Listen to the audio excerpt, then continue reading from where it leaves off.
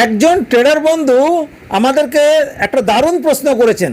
তিনি বলেছেন যে আমরা আমাদের একাধিক ভিডিওতে বারবার করে বলি আমাদের Barman Z plus strategy Nifty, bank Nifty, Sensex, crypto স্টকে দারুণভাবে কাজ করে।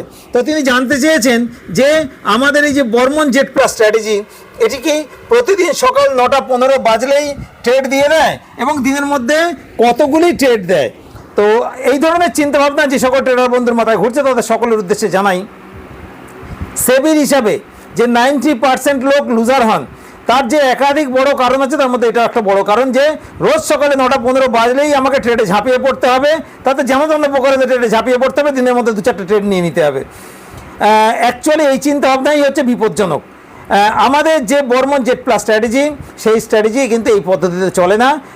আমাদের স্ট্র্যাটেজি যখন ট্রেড দেবে তখন আমরা এন্ট্রি করব, যখন আমাদের ট্রেড থেকে বেরিয়ে যেতে বলবে তখন আমরা বেরিয়ে যাব। সেটা হতে পারে একদিন, দুদিন, মাঝখানে 3 দিন ট্রেডই পেলাম না, এমন হতেই পারে। আবার এমন হতে পারে ট্রেডে এন্ট্রি নেওয়ার পর 2 দিন, 3 দিন, 4 দিন ধরে টানা ট্রেড চলছে, এমন হতেই পারে।